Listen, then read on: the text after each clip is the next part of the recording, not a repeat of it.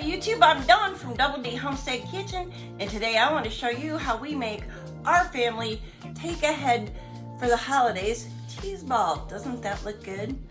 So come with me and I'll show you how we do this. Alrighty, so here's what you're gonna need.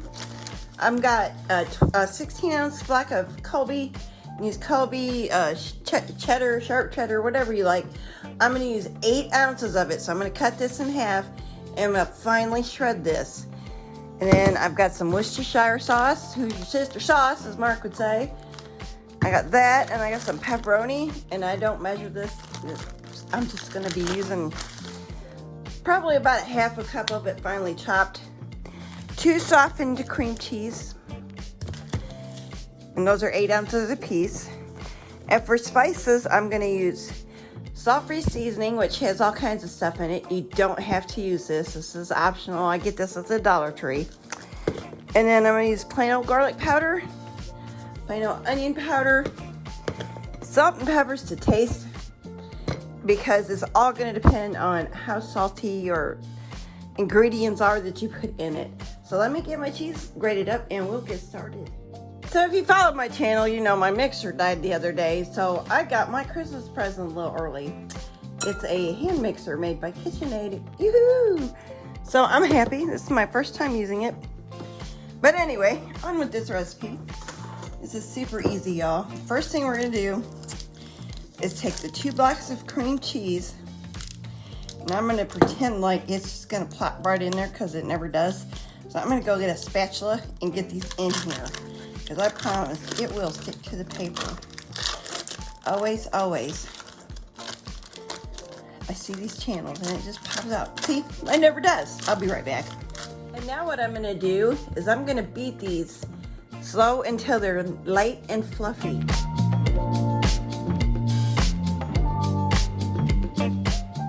All right, and so it's done. I'm gonna clean my mixer off. That gets the cream cheese off the mixers. And now I'm gonna go ahead and add, where's my spoon at? I'm gonna go ahead and add a tablespoon of the sauce here. Worcestershire, who's your sister, depends on who you are, how you say it. That I have learned. And then I'm gonna go ahead and add a teaspoon of the onion powder.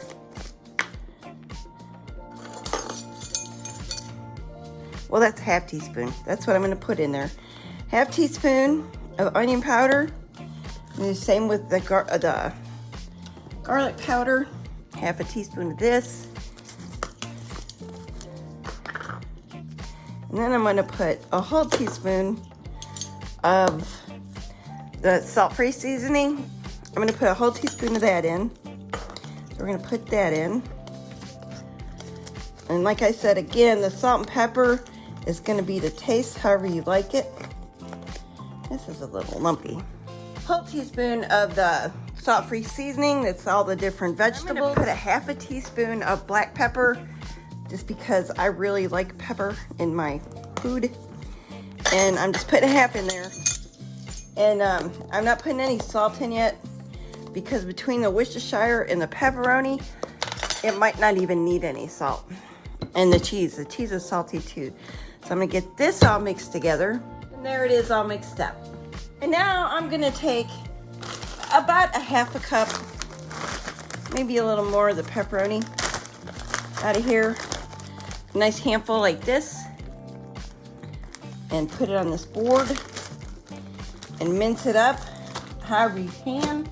I have this little choppy thing. I'm gonna mince it with this. And this just, well, hold on. Like this. The white part comes off at this end. And I'm just gonna keep doing this until I've got it the way I want it. Alrighty, I got it minced up. Good enough for me. Good enough for the dish. And I'm gonna put that in, just like so. And then I got my 8 ounces of cheese that I shredded finely, and it's going in. And this is so great for taking ahead, or making ahead for Thanksgiving Day. This is one of our family's favorites too. So I'm just gonna give this a good mix with my spatula and keep mixing until it's all thoroughly combined, just like so. And now that we have it all combined, I'm gonna go get some crackers and we're gonna try this out. Make sure the salt level's okay. I got a Ritz, so here we go, try it out. And I'm really checking for salt levels at this point. I think they're gonna be okay.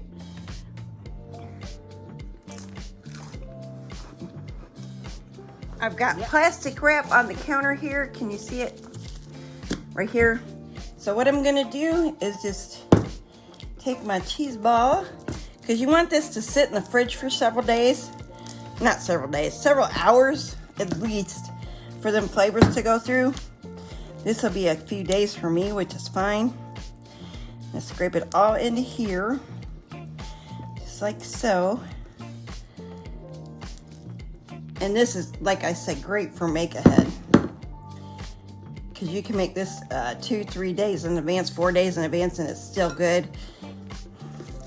I'm just going to take this plastic wrap and bring it up and form this into a ball. And then I'm also at the same time, I can take one more piece of plastic and make sure it's airtight and work these little lumps out. And then I'll take another piece of plastic and make sure it's airtight, like I said. And this will go in the refrigerator for our Thanksgiving Day meal. So I hope you enjoyed this tutorial of how to make a cheese ball. And oh, if you want to make it really fancy, you can cover it in nuts that you like if you want. I don't usually do that. I just leave it a cheese ball. So with that being said, if you like this video, please give me a thumbs up. And if you're new here, please subscribe. And to those that come back every day, thank you so much. God bless y'all.